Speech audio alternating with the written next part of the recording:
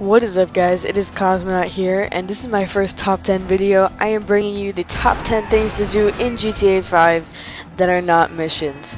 And this includes no main story missions, no side missions, just sort of extra little things you can do that you might not know about yet that are fun, not really big things. So yeah, let's get started.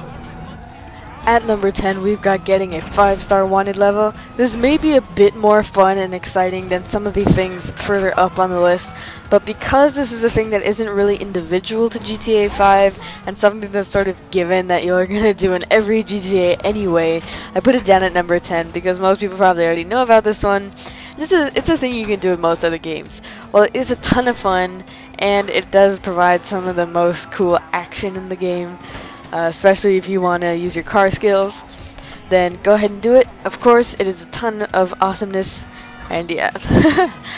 Also, just a little tip, if you are going to be maneuvering through a bunch of cars like I am in this gameplay right now, go ahead and use Franklin if you want to make your time a little easier, because his special ability allows you to slow time a little bit while you're driving and maneuver through tough areas. So if you use Franklin, it'll probably help you to get away. Anyway, that's it for number 10. Let's move on to number 9. At number 9, we have going cow tipping. You can obviously use any of the characters for this one. It's just going up to cows, sort of in the area where Trevor is at first, and sort of out, obviously away from the city. I doubt you'll find many cows in the city port. But if you just go up and tip them, kick them, punch them, you can even do it with a car, run them over. It's pretty hilarious to watch them sort of ragdoll onto the ground. I know that sounds sort of evil, but once you start doing it, I promise you'll be hooked.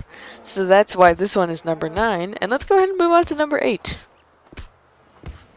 Next is riding the Leviathan roller coaster. This is out on the pier, sort of in the carnival area. It's a sort of more of a cutscene. You're not really doing anything actively. You just go up to the Leviathan, and you click the thingamajig, and then you go, and it's pretty fun. It's fun to watch, and it sort of brings me back to my Roller Coaster Tycoon memories. I think that's what that game was called, right? I don't remember so well. But that Roller Coaster Maker game, you know, the thing on PC, you know what I'm talking about. Anyway, it brings me back to that sort of memory, I guess, a little bit. Plus, each of the character has sort of an interesting comments that they make while you're riding the actual roller coaster, so it's kind of fun just to hear that too. I think Trevor and Michael each have some pretty funny comments, and so does Franklin. So go ahead and check it out with all 3 characters. It's pretty fun. Alright, next. But this motherfucker is small. At number 7, we have collecting the spaceship parts. This is something that will take you some time, and it's sort of an extra little collectible thing that you do as part of the Strangers and Freaks. This is the only item on this list that I'm putting that is actually technically part of a main or side mission, but once you do get all of the different parts, and there are plenty of, you know, videos on YouTube showing you where all of the parts are, you can go ahead and get this special alien car that you see right there, and it's pretty fun to drive around. Anyway, that's why this is number 7, and let's go ahead and move on to number 6.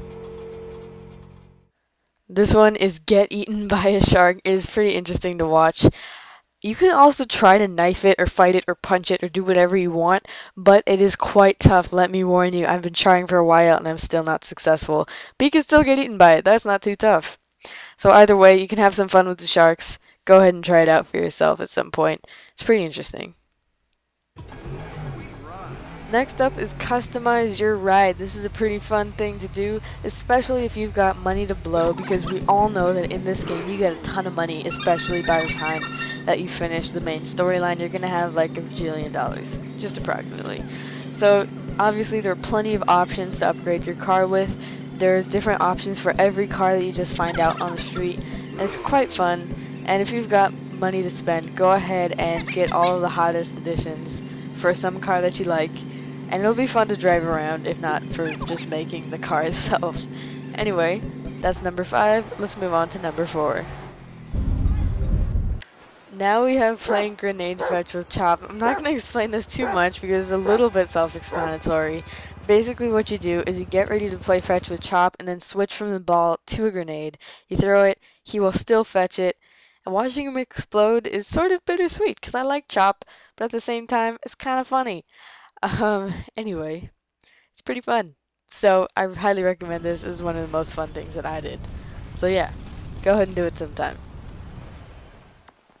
At number 3, we've got going to the top of Mount Chiliad. This is the highest mountain in the game. And while you can do a lot of stuff up here. I mean, it's pretty peaceful. You got a nice view of the more natural areas of GTA 5. And you can watch the sunset and all that nice stuff. But if you're not really into that stuff, you could also do a ton of crazy stuff in both single player mode and in multiplayer with your buddies.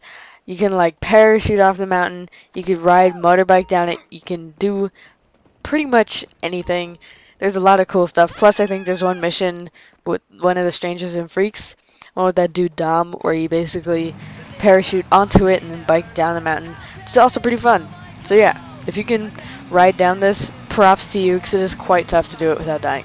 But it's also extremely fun. So if you're kind of bored, you got nothing to do, go ahead, make your way up Mount Chiliad, then ride down at full speed.